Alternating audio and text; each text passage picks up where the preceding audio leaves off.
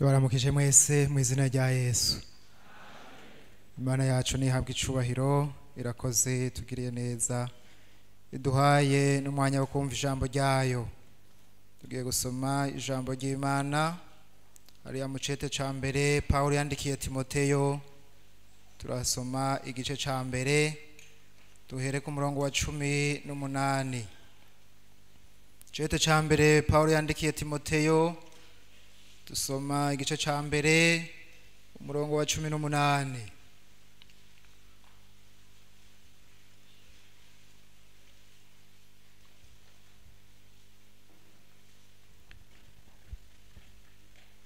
Icete ca mbere Paulo yandikiye Timoteyo, igice ca mbere duhere kuri 18 dushitse ku murongo wa 20.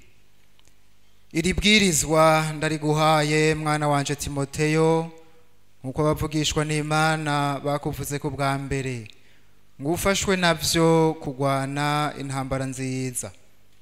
Ugumye ukwizera, ufise umutima utari mwijwi rikwagiriza ikibi. Iryo bamwe bashibuye bakamera nk'ubwato busavye mu vy'ukwizera.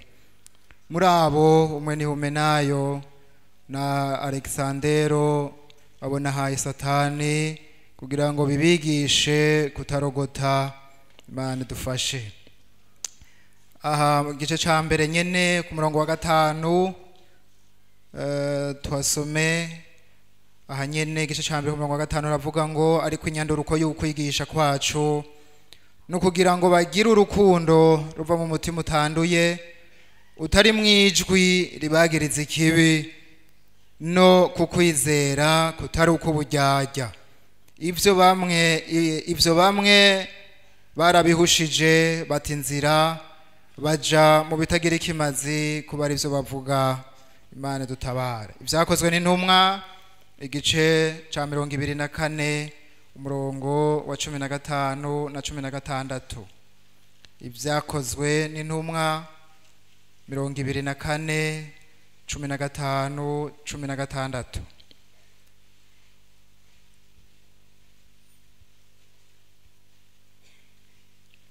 Dusome mu izina rya Yesu. Vyakozwe n'intumwa 24 15 na 16.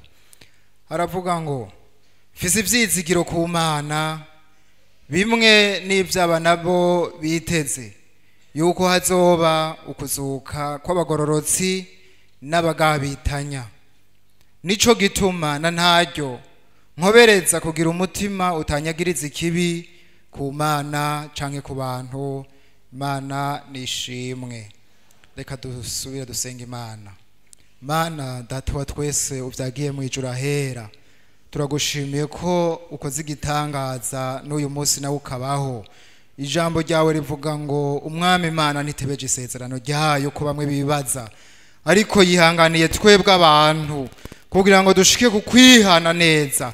Mana turagushimiye rero ko wugururiye abasavyi bawe n'abasavyikazi bawe bakaza. Mana yo mwije kugira ngo bagaburire ijambo mu izina rya Yesu, bigishe kandi batoze indero. Urakoze Mana, mpagaze imbere yabo n'umushumbo w'imburakimazi. Ndakwinginze Mana, aba bantu urazi bataconoronka ndabaha, ariko ndakwinginze kugira ngo muhemu wawe ari wakora umuntu wese aronka ibimukwiriye, ugira aho dukuye naho dushikanye. Urakoze kuvyumvise kandi uza kubikora, ndavyizeye mu izina rya Yesu. Amen. Nuko naya majambo numva mu mutima twosangira. Uyu mukozi w'Imana Paulo yandikira Timoteyo, umukozi w'Imana wundi yizeye kandi yavyaje ubutumwa bwiza. Aramwandikira ikicete amubwira ikindi kintu cyo mufasha mu rugendo kizomuzigama kikamufasha gukora ibikorwa neza, agashishikara agakora kandi afise ivyizigiro nawe nyene vyo kuzoronka impera yo kuzoshika mwijuru. Paulo aha turabona yandikira Timoteyo ari muri Efeso, twaravyumvise nejo kuri iki gice ca mbere umurongo wa 3. Haravuga ngo wewe genda ugume muri Efeso kugira ngo uteshe babandi ntibigisha ibiciye ukundi. Hariho abatanguye kwigisha bigisha izindi nyigisho zihwanye n'ivyifuzo vyabo mugabo zidahuye n'ubutumwa bwiza.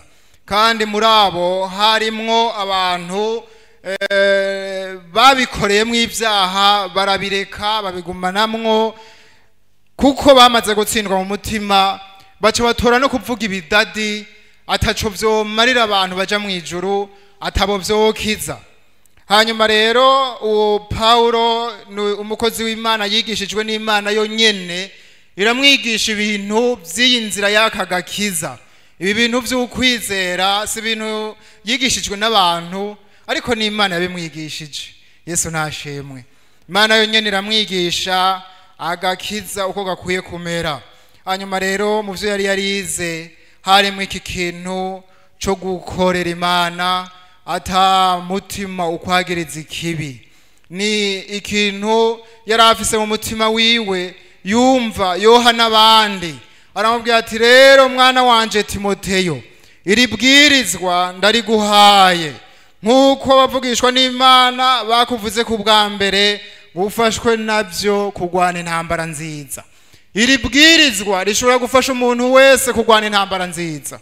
Umuntu wese afise uku kwizera avuga ati narihanye ndizeye ndiko ndaja mu ijuru, iri bwirizwa nawe n'uyu munsi Imana igomba kuri kwibutsa.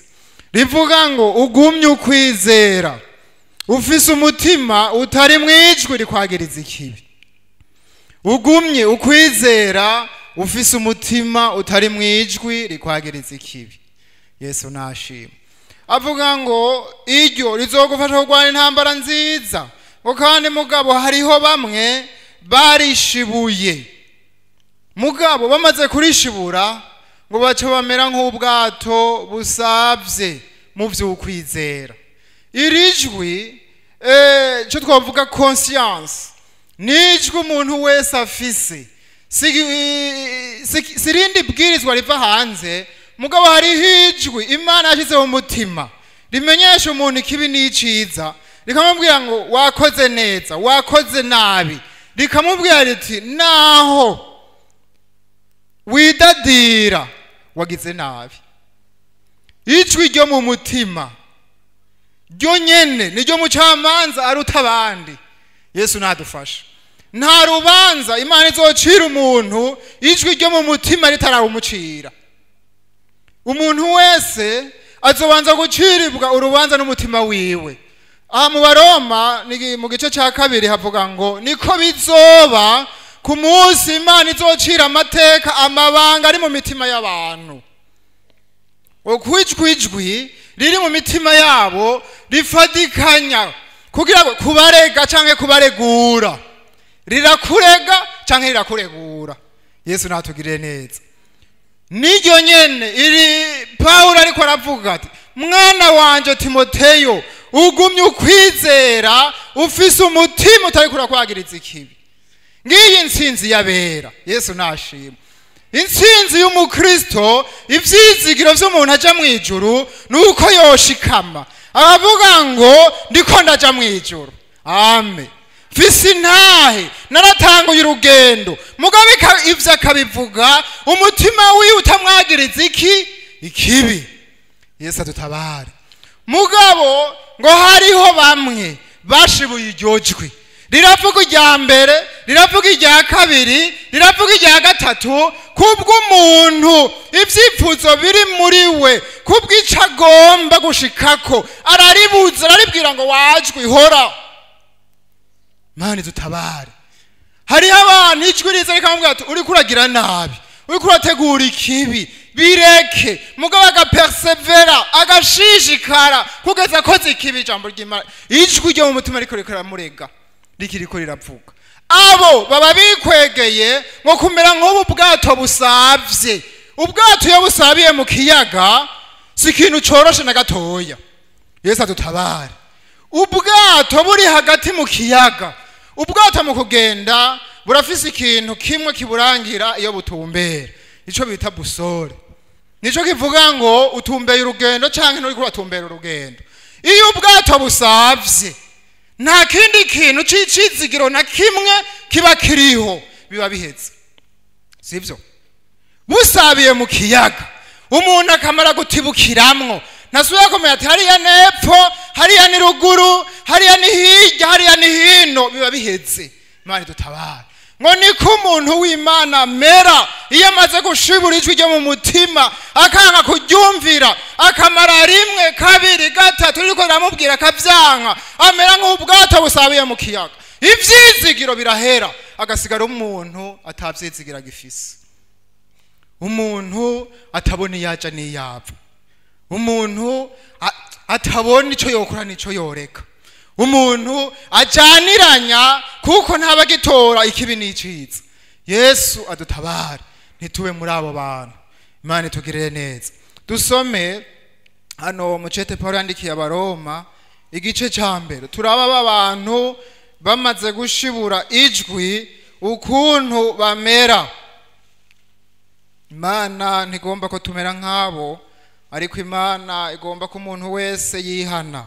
Imana ni nyarukundo yaduhaye umwana wayo kugira ngo ntihagire uzopfa rubi.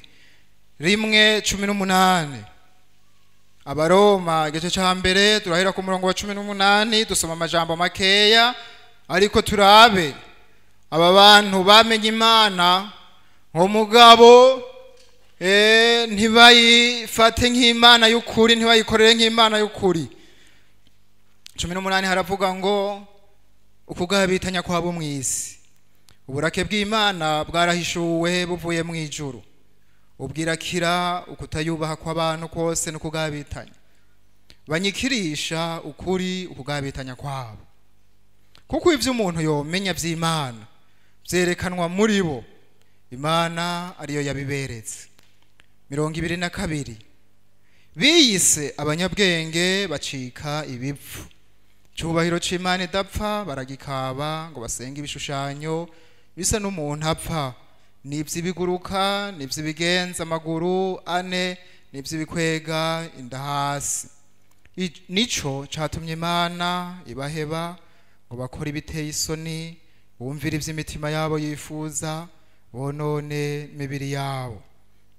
28 kandi nk'uko banse kumenya Imana mu mitima yabo, niko Imana yabahevye ngo bagire imitima y'akahebwe, bakore ibitabereye, buzuye ukugabitanya kose no kugira nabi no kwifuza n'ayandi majambo. 31 nibipfu n'abava mu isezerano n'abadakunda nababo n'imbura kigongwe, abo naho bamenye urubanza Imana ica yuko abakora ibisa bityo bakwiye gupfa, ntibabikora gusa ariko batako bagashima n'ababikora.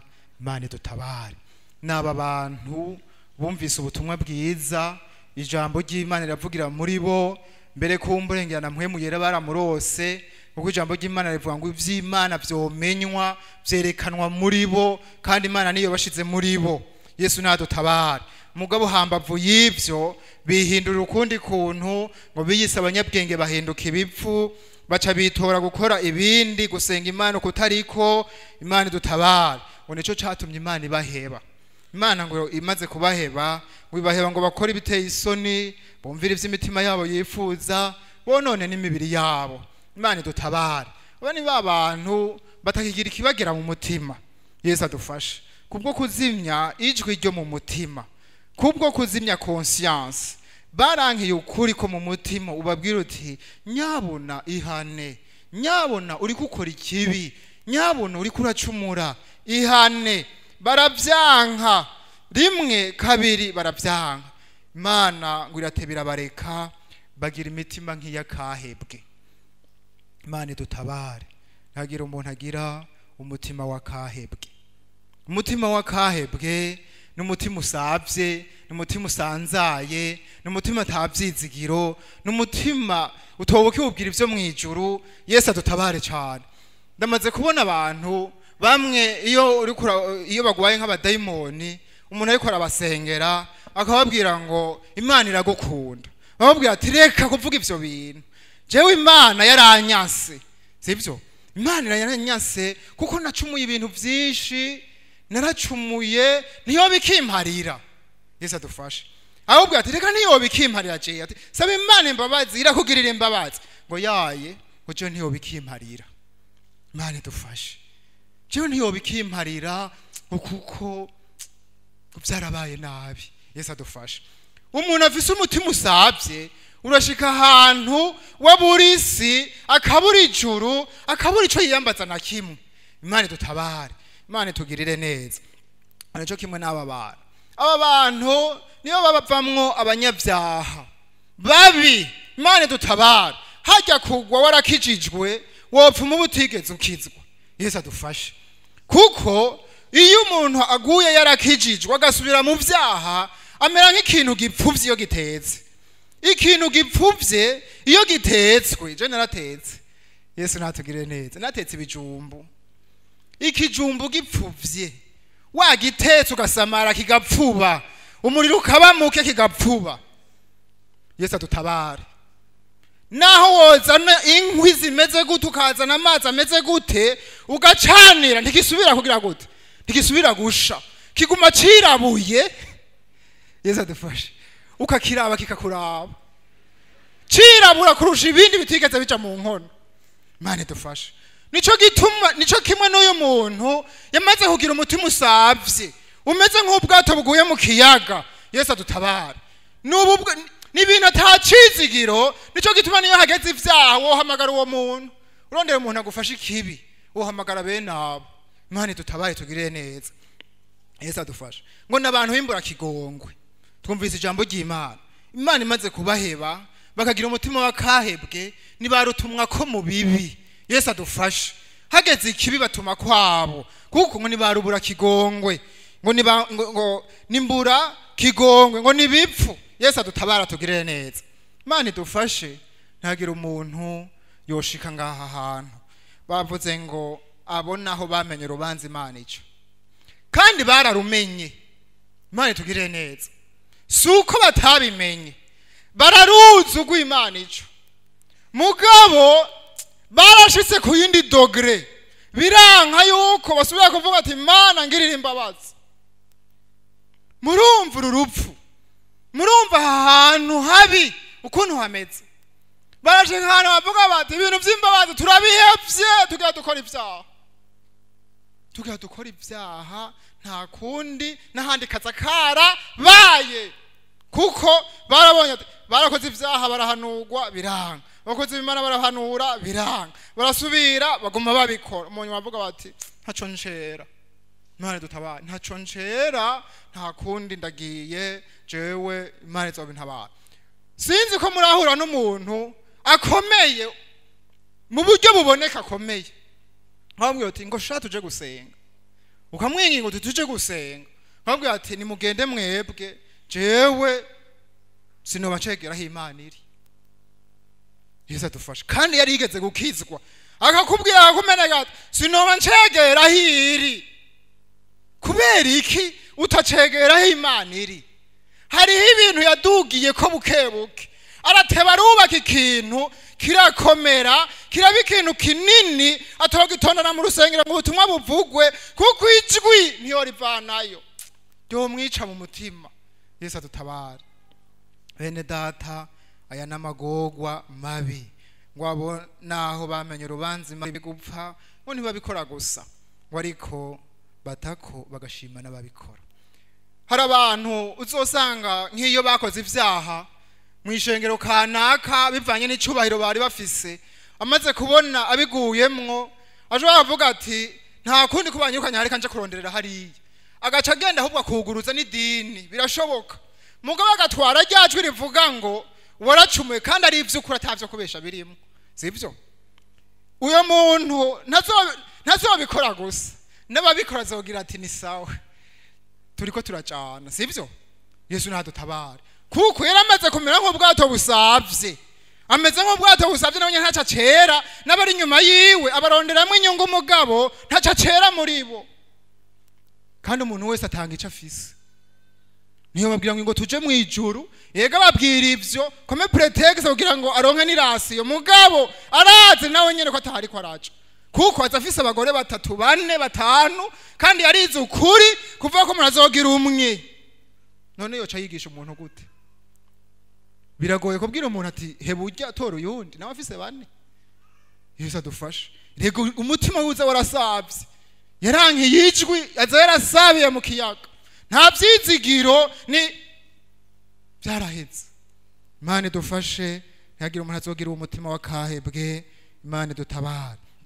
Ari abantu ijambo ry'Imana ritwereka barigize resistance kwijwi ribagiriza ikibi ariko Imana iri kwirababurira barabirenga ko. Turaba ijambo ry'Imana hariya mu itanguriro igice ca 4 turahabona umuntu yitwa Kayini. Umuntu yitwa Kayini. Imana dutabare. Hari imvo nyinshi zo kuzivya ijwi ririko rirabwira umuntu. Hari ibintu vy'ishari. Ishari umuntu afitiye mugenzi we yashobora kumubwira ati mugenzi reka gukora ico kibi, reka gutegurira ikibi mugenzi wawe, mugabo kuko amufitiye ishari mu mutima sinzi ico bapfa. Mugabo kuko amufitiye ishari akavuga ati wajwiwe reka uzoburaza no hanyuma, mugabo mbanza kwikura umwasi. Imana dutabare. Hari aho umuntu yibaza ngo yikuye ko mwene data azogira amahoro, mugabo ndakubwire umugisha utarose uri kumwe na mwene so nta uzoronka usigaye wenyene wamaze gukuramo mwene so. Imana dutabare. Ntibikunda. Kayini amaze gutanga ikimazi ciwe Imana ntiyacemera. Abeli atanga ikimazi ciwe Imana iracemera. Kayini ngo acararaka uburakari buza mu mutima wiwe uburake. None yarakishwa niki? Ntiyarakiye Imana, yarakiye Abeli. Yesu adufashe. Imana niyo yanse kwakira mugabo arakira Abeli. Imana idufashe. Aravuga ati uyu mugabo Abeli kugira ngo ndonka amahoro nugupfa. Yesu adufashe. Umuntu akagira imigabo mu mutima agategura icaha aragitegura, Imana ikimusanga ariko aragitegura ati iradodora kwa Kayini. Kayini niki kikurakije kubera ko ufise uburakari mu mutima? Kayini arinumira. Iyo umuntu yabaye nabi naho muhanura arinumira. Yesu adufashe. Kayini arinumira. Kayini arahora. Imana iramubwira ati Kayini icaha kibunza kukuruki, ni wewe kirondera Kayini, ariko ukwiye kukinesha ukakizibukira. Kayini ati Mana yumva hejuru hari ico no kwikorera, ndafise umwasi ngaho iruhande yanje. Yesu adufashe. Mugijwi rivuze ngo Kayini icaha kibunze kuruki kandi niwe kirondera kandi woshobora kukinesha. Kineshe. Kayini abirengako ahitana murumuna we Abeli aramusohokana baja mu ishamba ngo uwo aramuniguye arapfuye. Yesu adufashe. Kayini yaraza ati none ikimazi canje kigiye kwemerwa ko sigaye ndumwe. Oya naho sigarara umwe. Yesu adutabare. Ntuzokwemerwa kubera wakuyemwe abandi. Yesu adufashe. Kugira ngo uzoronka amahoro sukubanza kwerimina mwene data, sukubanza kumukuraho. Oya fatanya nawe ahubwo. Yesu adufashe. Kuko ikibi kiri mu mutima wawe, icabuzi kimaze kitakigwa niki kiri muri wewe, ntikiri muri Abeli, kiri muri wewe indani. Kura y'indani wawe. Yesu adufashe. Imana yabwiye ati na wewe wokwemerwa, nawe wokwemerwa mugabo bikureyo. Abera birengako. Yesu adutabare.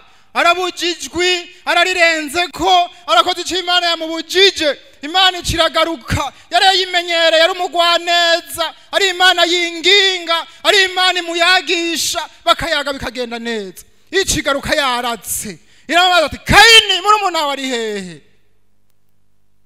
Kayini yari amaze kugira umutima usavye. Mbega uwo murumuna ndumwongere wiwe. Yishura Imana ngo murumuna nari umwongere wiwe yamaze gusanzara, yamaze gupfa. Imana iravuga ngo Kayini ivyo wakoze vyamenyekanye. Yesu adutabare. Ntiyagira umuntu azokora ikibi kuri mwene se yibaza ngo ntibizomenyekana. N'umutima wawe uzokwama kwagiriza imisi yose. Imana idutabare. Imana ikiramubwira ati Kayini kubw'ivyo wakoze umviriza igihano ngo haye, ugiye kwamura yerera mw'isi. Isi uzokwama yirima, isi uzoyirima ntikumerera ivyiza, isi uzoyirima ntimere, ndaguhaye kuyerera, uzokwamuyerera isi uyimara uyerera. hari nariyumvira bwa bundi ntivyoroshe, abwira Imana ati Imana igihano mpaye kirarenze ibihano, fasha rabo ukuntu wogabanya, kuko nuzombona zonyica. Shizeho nirindi bwirizwa, uwo kwica Kayini yoba kwiye kumererwa nabi kurusha Kayini. Yesu adufashe. Imana iravuga ngo Kayini kuvyo wakoze uzokwamuyerera, ngo uyu mutima usabiye mu kiyaga. Bene data bakundwa, mwizina rya Yesu Imana dutabare. Ntagira umuntu ategura ikibi kuri mwene se, ntagira umuntu ategura kugirira nabi mwene se, ngo niho yoronka amahoro, ngo niho azobona ibyiza, ngo niho ibyiwe vyokwemerwa. Oya, ahubwo mufashe mujane, fashanya mujane, mutangira ikimazi hamwe. Yesu nabahezagira. Uyo kubera ishari yuko mugenzi wewe yemerwa kurusha abandi aramwica, mugabo ntivyamuzaniye amahoro. Yesu nadutabare.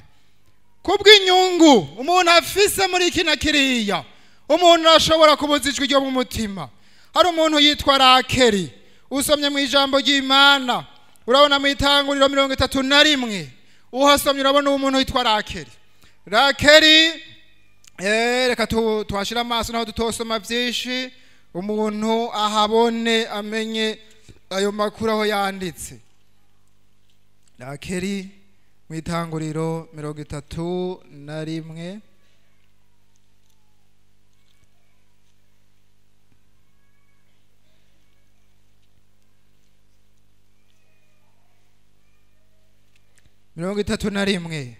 usomye kuva 22 urahabona amajambo. 35 tuhasome.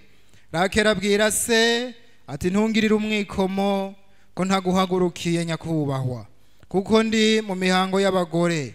Nuko arasaka ariko ntiyabona bya bigirwamana. Yakobo araraka atonganya Labani, aramubaza ati nagucumuye kwiki, nakoze icyaha ki catumye uzinga bufuri ukanyuma inyuma?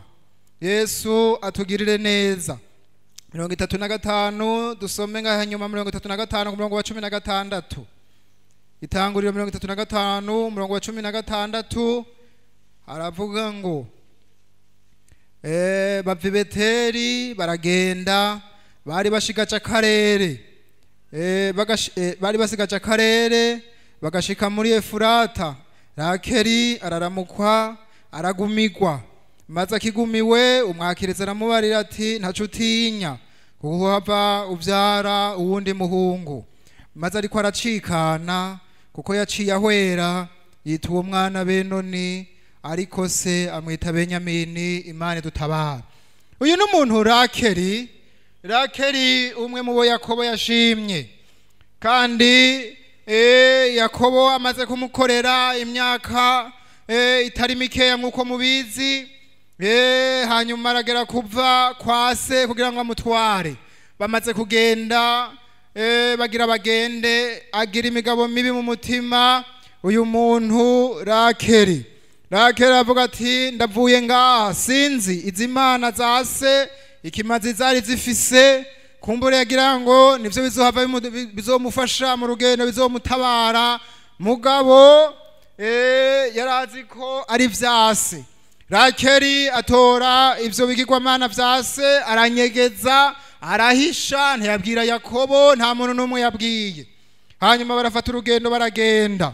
Bamaze kugenda Sara bimenya ko bagiye, aca arasuzuma ivyiwe asanga n'ibigirwamana vyiwe batwaye. Hanyuma agira umwikomo, ariruka aca inyuma, arateba arabashikira. Abashikira aravuga ati mwene data Yakobo, nivy'ukuri kugenda wari kugenda, mugabo hari ikintu kimwongiriye nabi. Naho utari kunsezera ivyo nari kuvyihanganira, mugabo imana zanje ziraha muri mwebwe, murazitwaye, ziri muri mwebwe, none nsubiza ivyo basi muheze mugenda. Yakobo nta kintu mu mutima, ntaco ryamwagiritse ikibi, ntaco ryari yaravuga ngo nukuri muvyeyi, reka ivyo bintu ntibikabe, uwo bifatanwa yopfa.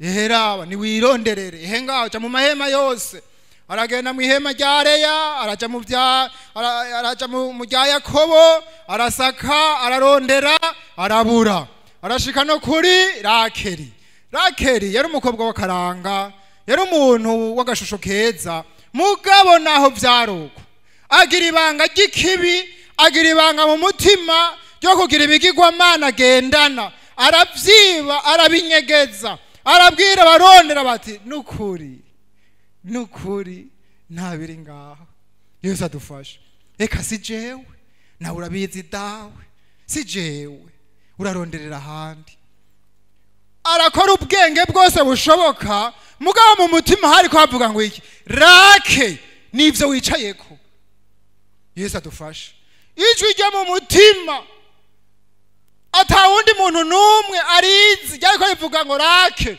ivyo wicayeko nibiki Rakeri nivyo wicayeko mugabo aryo umutima menyo aravuga ati nakundi ko vyashitse ndaryumiyeko ararondera ivyitwazo vyinshi arabwira se ivyo nyene yo kwitwaza hamwe ata muntu yo musubira mugabo Imana yo mwijuru irabona Yesu nashimwe Imana irabona ibiri no mu mutima w'umuntu Imana irabona n'ivyo umuntu yoba yanyegeje Yesu nadutabara ijwi rikavuga ati Rakeri nyabuna nivyo nyene ukwiye kubimuha akabitwara ibi nta mugisha bigiriye Furata ibi nta mugisha bigira mu ba Yakobo bireke Rakeri aguma vyicayeko Yesu nadutabare twasomye ijambo bari bakiri mu rugendo batarashika iyo bakwiye kuja Rakeri ntiyashitse iyo yarakwiye kuja Rakeri ntiyashitse iyo Yakobo yaramutwaye yaguye mu rugendo Imana idutabare apfana na vya bigirwamana akivyicayeko akibikiri kwa kundi nyene ngo araramukwa amasanganyazo uburyo bwinshi amaze kuramukwa agira ingorane asigara muri maternité asigaraho arapfa arahwera n'ibigirwamana birajana Yesu adutabare bene data bakundwa ba Yesu umuntu akwiye kwitatura akiri mu rugendo acumva ijwi rimwagiriza ikibi akavuga ati nukuri ni jewe kandi ndavyihanye ndabiretse Yesu nadutabare nawe uri ngaha birashoboka ko hari ibintu bimaze iminsi birondegwa uzaho biri Yesu adufashe birashoboka ko umuntu asotora akabitwara ijwi rikavuga itangazo rikamanikwa muntu watwaye iki kintu urakigarukana mugabo akaryumirako kavuga ati ntawe uzowimenya gisema tawambonye nta kamera do surveillance yari ihari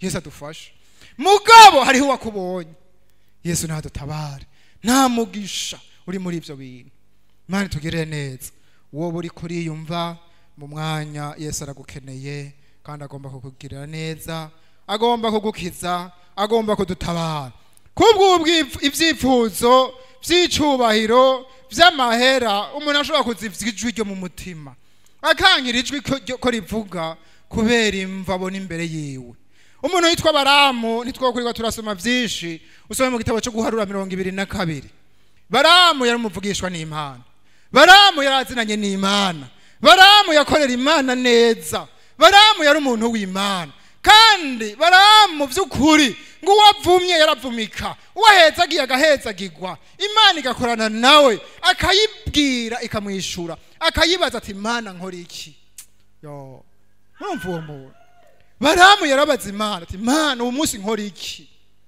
Imana ikamubwira ati Baramu urakora uko ibi nivyo vyiza bene data Baraki amaze kubona abantu b'Imana baje abona ukuntu azobigenza aravuga ati ibi bintu nzobigenza gute aho baciye hose barasanganguye none bararamirije batumbe yonde henga bariye na twebwe tuzomera nk'abandi mbega biba gute aravuga ati ndaze umuntu yitwa Baramu uwavumye aravumika uwahezagiye arahezagirwa n'umuntu w'Imana reka ndamutumeko ndamwemerera icubahiro ndamwemerera ubutunzi ndamwemerera ico agomba cyose aze gusa amvugira ati vuma bajya abantu abavume bavumike ibisigaye ntaco Yesu adutabare ya baragenda acatuma abantu biwe kwa Baramu barashika kwa Baramu baramubwira bati ye umwami Baraki aradutumye atubwiye ngo arafise ibibazo arabonye abantu baduze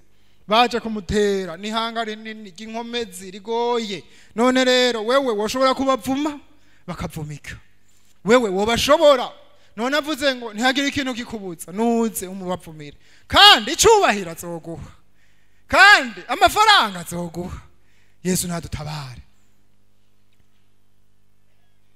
Baramu yarakiri mwimwemo y'Imana Baramu aravuga ati sinopfa kwemera ngo nze ariko mu ndindirira ijoro nsenge Imana ihora ivugana nanje igira ikimbwiye Baramu aragenda arasenga yikubita mu cyumba nkuko yahora arasenga ati Imana abantu bantumweko none ndabishura iki tujane canke ndeke Imana ivuga neza mwijwi ryumvikana nkuko Baramu asanzwe yumva atabintu byuko yokekeranya Imana yabwiye ati Baramu ntukurikira abo bantu ntuzugende kuko aguhamagaye kuvuma abona ahetsagiye none urumva kutobikora guma ngaho babwire ko nakubujije Yesu nashimwe Baramu aragenda arababwira ati bagenzi Imana yanse Yesu nashimwe Imana yanse nta kundi ntabyo norengako nta kundi genda mumubwire ko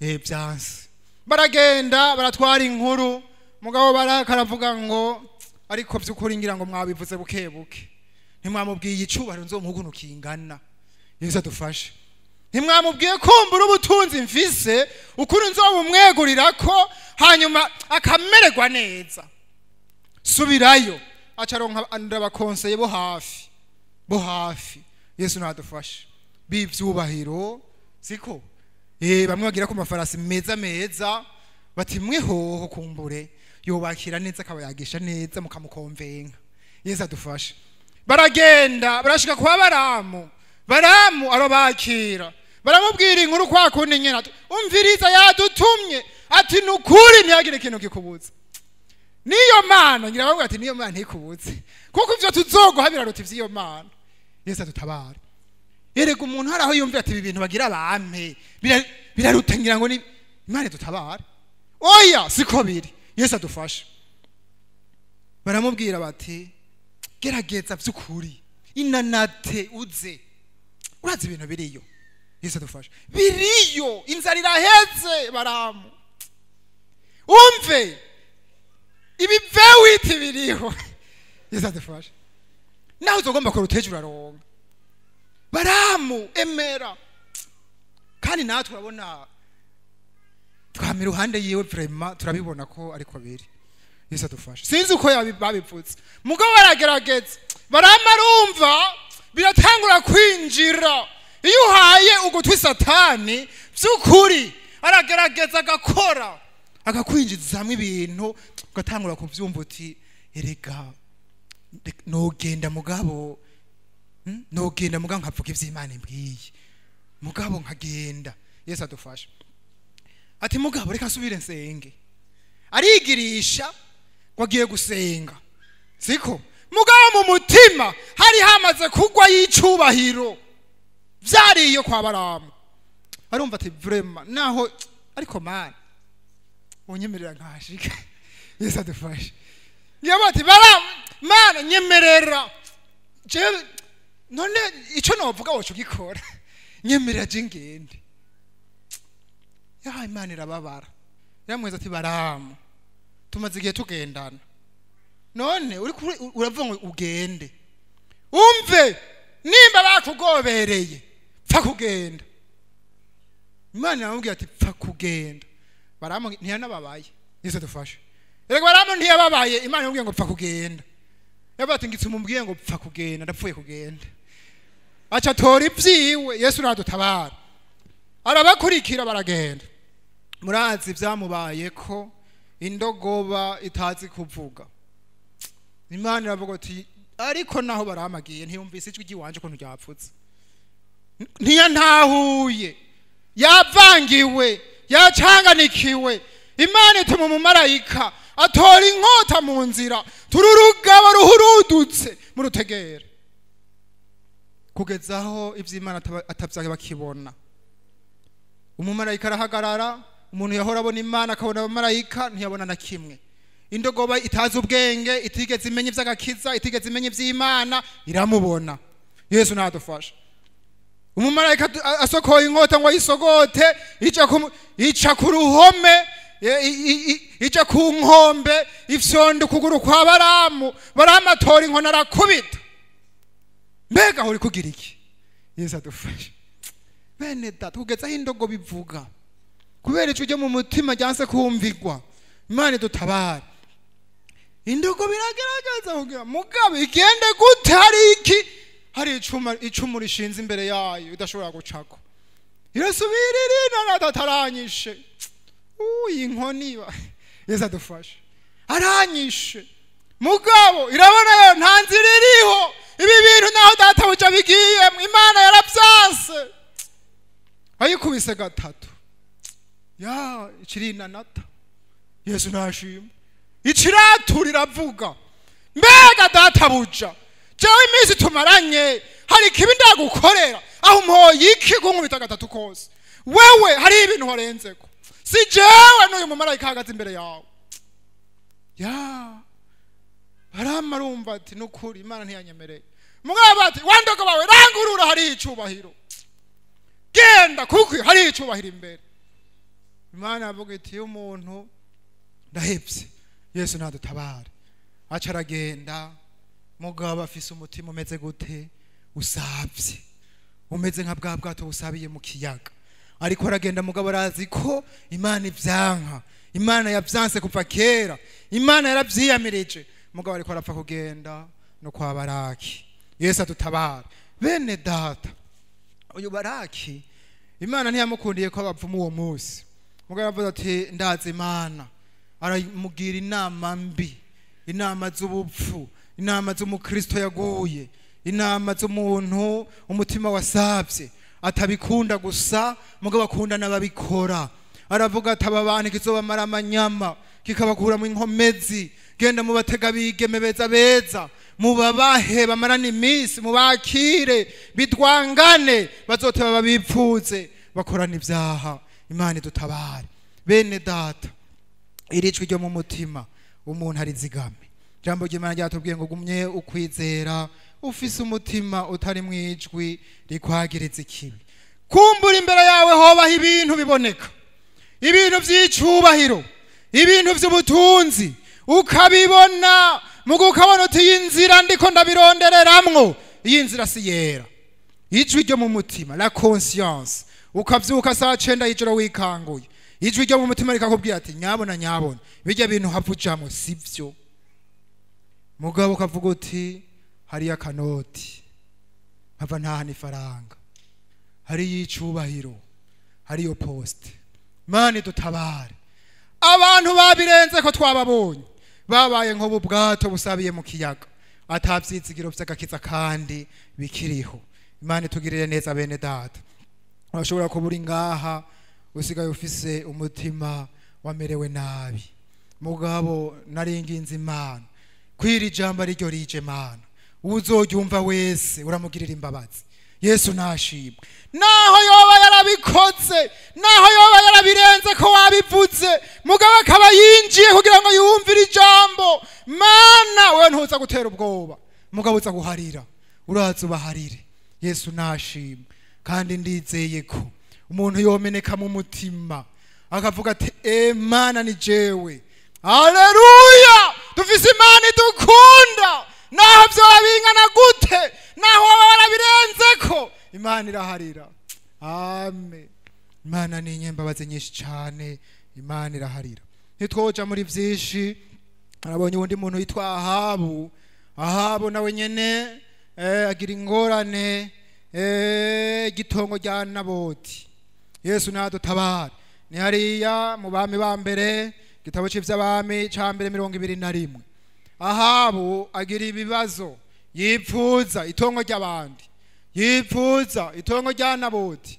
Aravuga ati rujya ruzabi rwa Naboti je niko nshima. Ewe umwami aganza igihugu cyose, aganza amatongo yose. Mugabe agatongo ka Naboti aravuga ati kajya kagabo nkene itongo ryako. Yesu adufashe. erega ibintu biraduka mu muntu atakintu akenye atakintu abuze mugabo akarondera gukorera ikibi mwene se akarondera gukorera ikibi bavukana akavuga ati nakajya kava fise nzogatwara Yesu adutabara burya ibyaha biri mu matongo n'ubugesere Yesu adufashe ngira abacamanza n'abavoka baraha barabizi mugabo mu byaha bigoye aba Kristo mu Burundi amatongo arimo itongo bwaryo si icaha mugabo kwipfuza itongo ukwipfuza kwigiza y'akarimbi nibaza ko biri mu byaha bya mbere bikorwa mu Burundi Yesu adufashe Yesu atugirire neza uyo Ahabo aravuga ati ngomba rijya tongo aragenda kwa Naboti nashimye iritongo nashimye uruzabe rwawe rumpe ndagukabira canke ndaguha amahera uyu muntu Ahabo Naboti aramubwira ati nukuri numbabarire mu mutama urabona akanako kafise isezerano Yesu nashimye ndagafise ku isezerano nakakonyene umbabarire nukuri umbabarire ntuzobura handi hamera mugabo umbabarire kuraka sinokaguha nikiziri wacu Yesu adufashe Naboti Ahabo buraziriringa arataha babaye atagira ataca bivuze ko mugabo aragenda arashika muhira yanka kurigera bizira aja kukigwa ngo ahindukira kugisika uburake buraziriringa umugabo arijirirwa umugabo baramuyobega uyo bamubonye baraba umugore araza arayihweza arabaza ati mbega ni gute ingufungura ati ntavyonja Yesu adufasha mbega wagize ingorane nki aramubwira ati ni Naboti yanyimye agatongo imyuzabe woguye narenkeneye none byabaye nabi Yesu adufasha umugore Imana imuvuga ko ari umuntu yari uwo mugore Yezebeli yari karuhariwe mu bintu vy'ivyaha Yesu adufasha ngo Imana no yabaciye ko mugani ngo mubami bakoze bibi wa mbere yabaye Ahabo ngo byohejwe n'umugore we Yezebeli Yesu adufasha Yezebeli aramubwira ati ivyo vyinumire nimba yabikwimye si umwami ejo nzori gushikiriza Yesu adufashe inzori guha ingo wirire winywere wiryamire kandi uko yabivuze niko yabikoze Yesu adufashe Yezebeli aragenda kwa aravuga ati ngira nigi inama y'ubwenge ndayitegura kandi ndayishitsa mico kidodo cawe acha tori kidodo ati we washavuye ntiwamenya n'ivyo wandika arandika ati jewe Ahabo mvuze ngo mutegura umunsi wo kwisonzesha kubwo umuntu yitwa Naboti yagize ibi nibi yararogose ku Mana arogota no ku mwami none akuye gupfa kuri uwo munsi wo kwisonzesha narababaye nsomye ijambo Yesu adufashe wazi gutegura kwisonzesha kugira ngo ukore ikibi ugaca ubikwegeramo n'abandi ngo muramfasha twisonzesha muzi ko mugira mwica umuntu atanu kimwe azira mugabo ukavuga uti ibi bintu nitwovyihanganira bariyiminja bavuga ati kandi muzoce muhagarara murondere abantu bafise imitima yakahebwe barubura kigongwe bashobora kwagiriza abandi kibi atari ico bagahagarara bakavuga ati Naboti wewe wabivuze twumva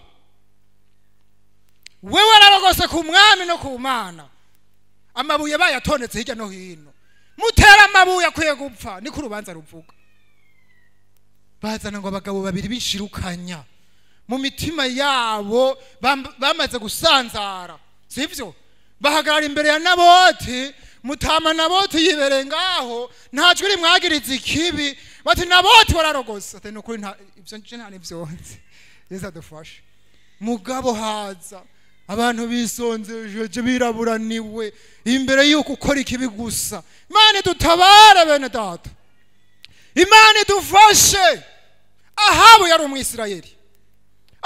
umwisirayeli iki kibi yagikora ari umwisirayeli birashobora gushika no mu bantu b'Imana bagategura ikibi kandi akanisonzesha ariko arategura ikibi Yesu adutabare mugabo mwene data umve nkuburire reka kubuza iryo jwi riravuga ngo ni wewe uri kuragomba kunyaga uri kuragomba kwica uri kuragomba gusahura nimba ari wewe ukwiye kwihana Yesu adutabare Imana itugirire neza umuntu agafutana ariko ararondera gukora ikibi nabo tarapfa ahabaza ati neza arapfuye mugabo bijya bamureze sivyo Yezebera bijya ibintu bamureze sivyo ariko itongo turaritwaye ijambo ry'Imana ricera tibuka umukozi w'Imana yari yaraza aravuga ati umve urahejeje kwica ushikiriye n'itongo umviriza ivyo wagize nawe bigiye kukubako Yesu nadufashe nawe bigiye kukubako bwiye n'umugore wawe Yezebeli ivyo aba imbwa zari gati y'amaraso ya Naboti nayiwe nihajyanye n'ikibanza nikijya Imana tutabara ntagira umuntu abuze ijwi rikivuga mu mutima Yesu atugirire neza kandi ivyo niko vyagenze Imana idufashe cyane bene data dufise Imana y'inyembabazi yuzuye ubuntu bwishi Imana iravuga ngo mbana n'abantu bafise umutima umenetse dusome tugiye guhava turangiza Yesaya 57 naho ivyo vyoba biruko naho vyoba vyaragushitseko ivyizigiro uyu munsi biriho wewe uri kurumvisha ijambo ry'Imana umviriza ijambo ry'Imana Yesaya 57 umurongo wa 15 twasoma ijambo ry'Imana twumve Imana w'Imana ibana n'ufise umutima umenetse 15 tusome kuri 15 kuko uko ari kwimwe iri hejuru isumba vyose igize iba ahatazoshira izina ryayo nuwera itimba hejuru ahantu hera kandi mbana n'ufise umutima umenetse wicisha bugufi kugira ngo mpembure imitima yabicisha bugufi mpembure n'abafise imitima imenetse 20 ariko imitima y'abanyakibi ariko abanyakibi bameze nk'ikiyaga gisuriranya kuko kidashobora guhwekera kandi amazi yaco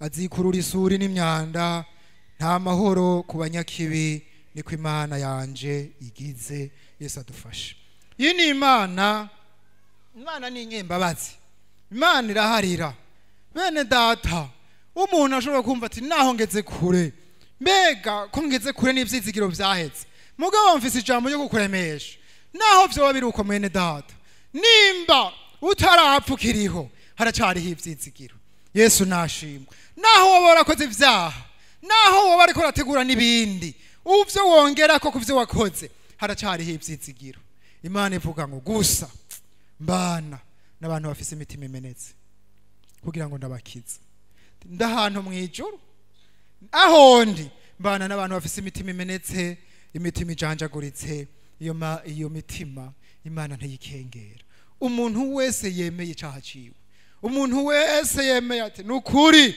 ndisubiyemwo ni jewe nacumuye ndihanye uwo muntu Imana iramuharira Yesu nashimwe narasomye umwana w'icangazi hariya muri Luka 15 kuva kuri 11 umwana w'icangazi murabona ivyamubaye ko aragenda mu gihugu ngo cakure aravuga ati ndarosa amaraha aragenda ivyo bisemuhaye vyose ngo vyayisha ubuyhumbu mugabo amaze kubayo arabona ati ibi bintu birabishe ibi bintu biragoye amaze kugira ingorane ivyo afise bigahera aragenda kuragirira wa muntu ingurube amushira ngo ku musozi yanka kumugaburira araba yarafutana ngo agasigara arya hamwe n'ingurube agasangira ibishishwa n'ingurube akazarajya ivyo zisigaje kugira ngo ashobore kubaho ngo akiriyo nyene ngo yisubiyemwo ariburanya mu mutima ati mbega hajewe ndiko ndamera gutya ahajewe noja kwa data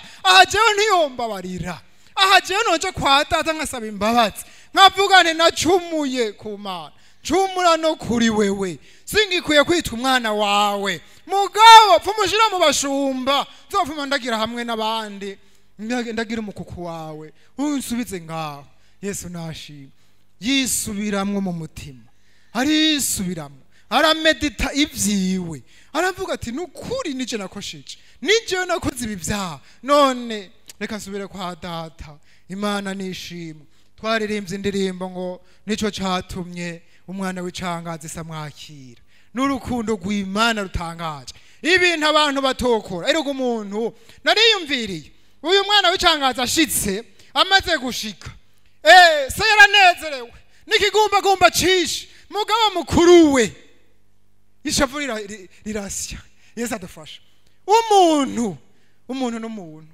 Yesu adutabare abandi baranezerwa mugabo mukuru we yumva inzigo uyu muntu haje kwa ibyiwe ageze ibi nibi none aragarutse bamubagiye n'inka nanje nta nico baramba umuntu Yesu adutabare Yesu adufasha mugabo se yaravuze ngo tubaga imwe inuze kurusha izindi haleluya Imana irakundana tubaga isumba izindi ndanezerewe ndabonye umwana wanje yari yarapfuye none arazuka mbega nobura umunezero gute muce mumukura nizo mpuzu mumwambike iziruta izindi kuba nziza muze tugira iminsi mikuru kuko umwana yazutse Yesu nashi emwe Imana yacu ni nziza Yesu nahabwa icubahiro Imana yacu irakundana woba warakoze byinshi woba wararenze no kwijwi ryo mu mutima yanda kubwiye ko Imana ikundana uyu munsi mbabazi zayo ziriho abonye umuntu umwe yitwa Dawidi yaranezereje Yesu nashimwe Dawidi ni hariya mu cete ca kabiri mu gitabo ca kabiri ca Samweli 17 amaze gucumura yica Uziya akora ibyaha by'ubusambanyi akora biraba byinshi siko umuntu yavuga ati nukuri yaracumuye Yesu adufashe yagize gusambana agira kwica wumva ivyo byaha byari bikeya mugabo Imana yo mwijuru Imana idaheba umuntu atavyanse Imana iramugendera nabonye ibitandukanye n'ivyo kwa Ahabu Eliya mushikiye ati wewe wakoze ibyaha yamubwiye ngo urandosa kabero wa mugesera we sivyo mugabo Dawidi Yesu nashima Dawidi Imana imucira umugani hari umutunzi yarafise ibintu biyega byinshi hari umukeni iruhande yiwe afise agatama kamwe yarasigaye agafata n'agakobwa kiwe akakaraza mu gikiriza hanyuma umutunzi aronka abashitsi bigenda uko nuko hanyuma arondera icyamuza Imana arengana bimwe vyiwe byose aja kurondera ka gatama kamwe k'umukene avuga ngo zana mubagako baca barakabaga barakarya none ga mwami wo muntu wahi wanyu wewe wumva gute Yesu adufashe Yesu adutabare atuyo muntu yakoze ivyo akwiye kugira gute gupfa ahubwo mbwira tumunyarutse Yesu adutabare ya Natani arambwa ati Dawidi uwo muntu ni wewe wishe Uriya wonge usame mugore wiwe uranamucuye umufise munzu Imana yababaye Dawidi acarashonga ijambo rimwe yavuze ngo nacumuye kuhoraho haleluya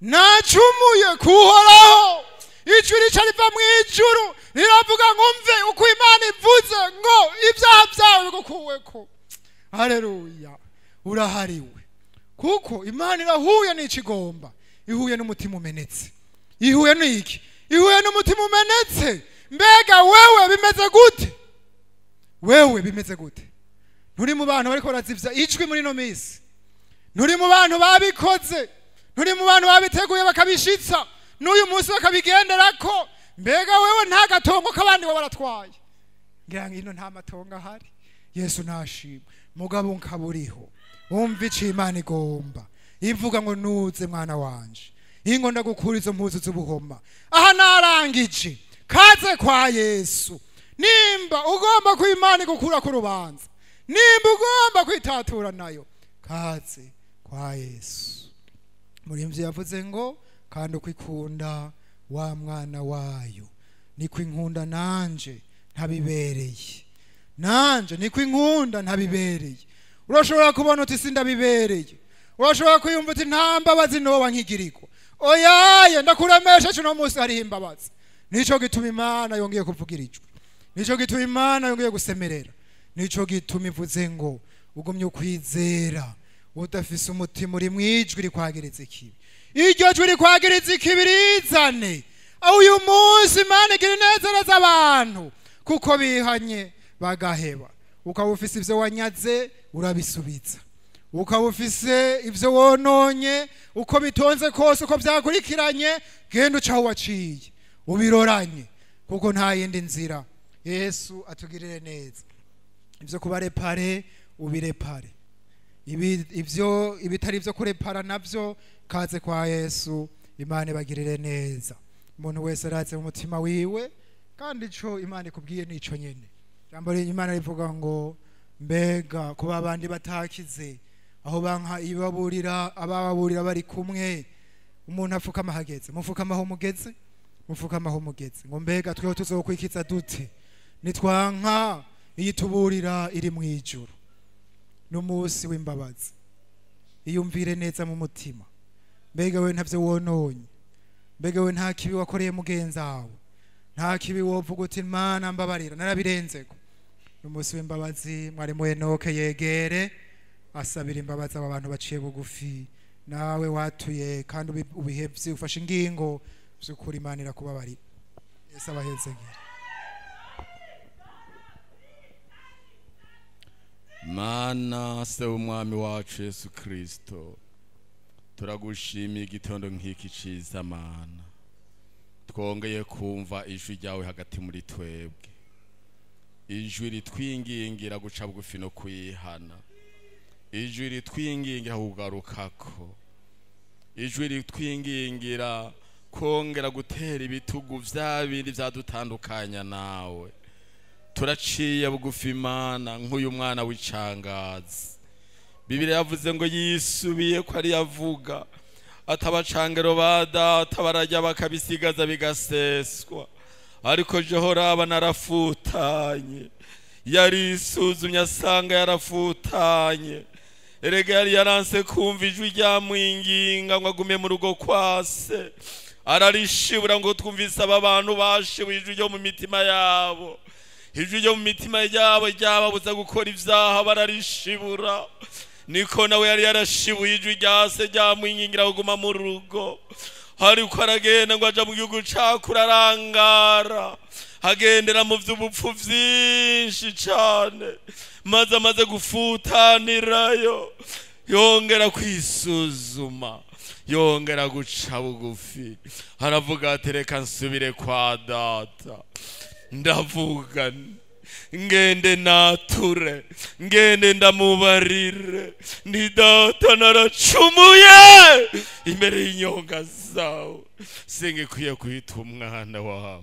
Maze ngo aragenda agiye aciye bugufi, umutima uciye bugufi maze kumeneka, ntiharaho kudadaza namba, ntiharaho kwidadira namba, ntiharaho gukomantara namba.